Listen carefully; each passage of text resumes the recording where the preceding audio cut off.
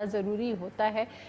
जिस तरह डॉक्टर साहिबा ने कहा कि चिकन जो है वो इनफर्टिलिटी जो हम बात करें बांझपन के हवाले से, इसके पीछे जो मसाइल हैं, जो वजूहात हैं, वो कहीं ना कहीं हमारे जो खाने हैं उनकी वजह से भी हो सकती है। तो इन चीज़ों को थोड़ा सा अवॉइड कीजिए। खैर हम आगे बढ़ते हैं। जिस तरह आपने ट्यूब ब्लॉकेज की बात की है, जी जी। अक्सर जो होता है शादीशुदा जोड़े जब आपके पास आते हैं तो टेस्ट वगैरह होते हैं, उसके बाद जो है वो उस हवाले से ट्रीटमेंट चल रही है। तो ट्यूब ब्लॉकेज के हवाले से थोड़ा सा बताइए कि थोड़ी आगाही हो जाए ख़वातीन को। देखें, ट्यूब ब्लॉकेज पे जब हम बात करते हैं तो उसकी 2-3 वजूहात होती हैं कि ट्यूब ब्लॉकेज एक तो बच्चियों में जब ख़वातीन मैरिड होती हैं और उसके बाद जब उनकी प्रेगनेंसी होती है तो सम टाइम ट्यूब में हो जाती है, जिसकी वजह से एक ट्यूब रप्चर हो जाती है या कोई मिसिंग हो जाती है। दूसरी बात ये कि ट्यूब्स की टीबी हो जाती है, जैसे लंग्स की टीबी होती है, इसी तरह यूट्रस की भी ये इश्यूज होते हैं। तो अब वो उसमें सुकड़ जाना का कंडीशन हो जाती है, एक ये चीज़। और सेकेंडली ये कि इन्फेक्शन अगर कुछ ख़वातीन को बहुत ज़्यादा हो तो वो ट्यूब ब्लॉकेज की तरफ आपको लेकर जाता है। बेसिकली ट्यूब ब्लॉक नहीं होती, लेकिन वो इन्फेक्शन जो है उसके पीछे भी मतलब वजूहात हैं जो है।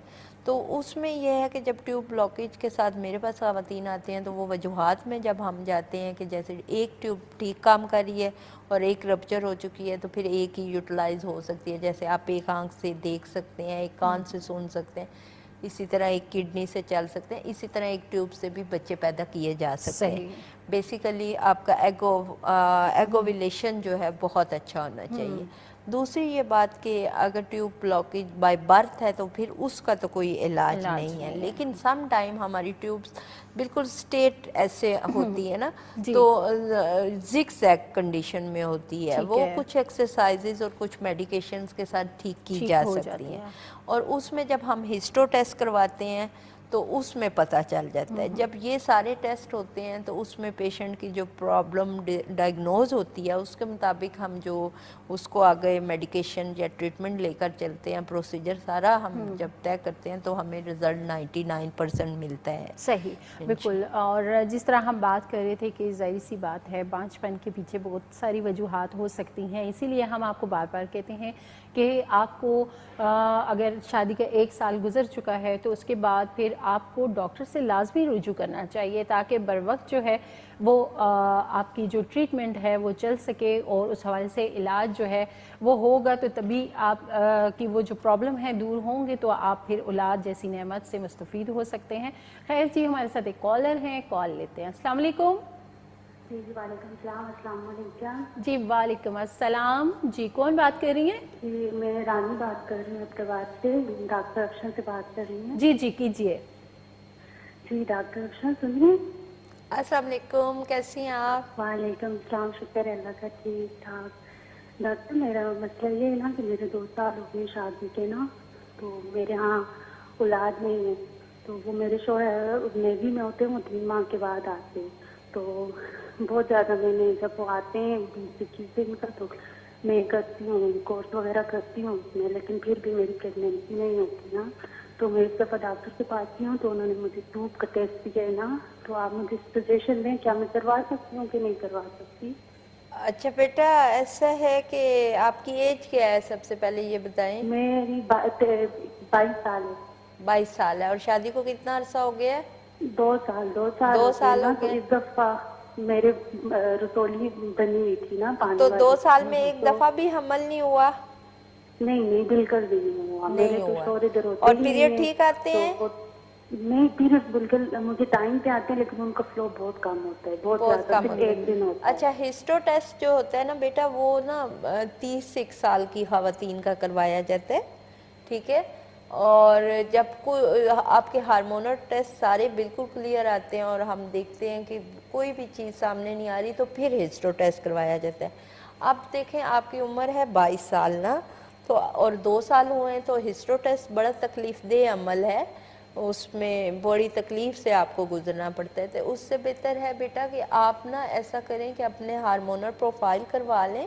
आप व्हाट्सएप पर नंबर ले लें, और अगर मेरे पास विज़िट करना चाहती हैं तब भी कर लें।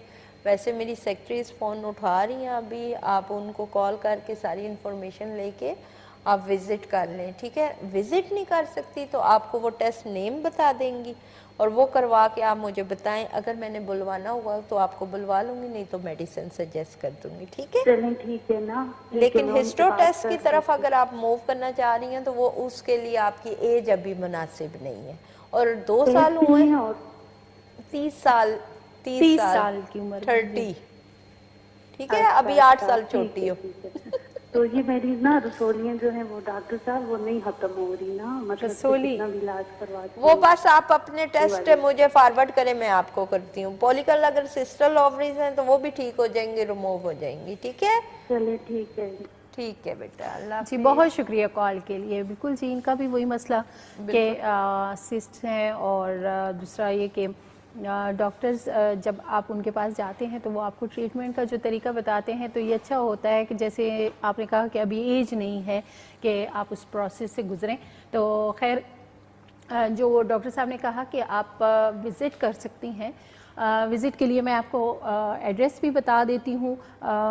Satellite town national market 4BC, ये डॉक्टर साहब का वहाँ क्लिनिक है अफशा मेडिकल सेंटर के नाम से। तो जो नंबर हैं स्क्रीन पे भी चल रहे हैं, मैंने भी शेयर किए हैं, आप उस पर रब्ता करके, बल्कि अभी जैसे डॉक्टर साहिबा ने कहा कि वहाँ पे उनकी सेक्रेटरी मौजूद हैं, वो आपकी कॉल रिसीव करेंगी, आप उनसे नंबर ले सकते हैं अगर आप खुद भी विजिट कर लें और तो वो ज़्यादा आपको बेहतर वो है। टेस्ट के डिटेल्स भी बता देंगी कि कौन सा आप टेस्ट करवाएं, कौन सा ना करवाएं, ठीक है। सही।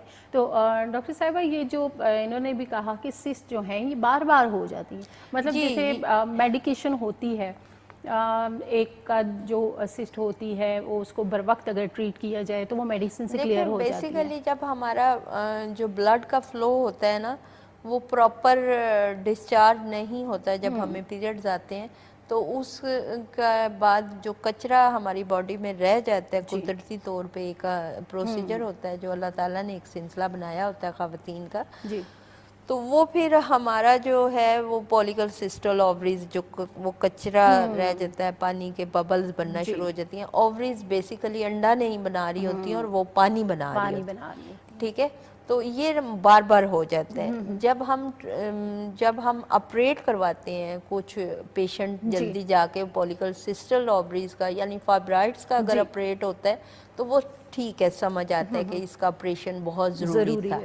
लेकिन जिनका पॉलिकल सिस्टल ओवरीज होती हैं उनका पानी का बबल होता है, जैसे अंगूर का गुच्छा सा होता है ना, इस तरह, तो वो उसका ऑपरेशन कोई ज़रूरी नहीं होता। ये तो आपके बॉडी के साथ सम टाइम मेंसेस कम आने से बन जाते हैं और मेंसेस ज़्यादा आने से ख़त्म हो जाते हैं।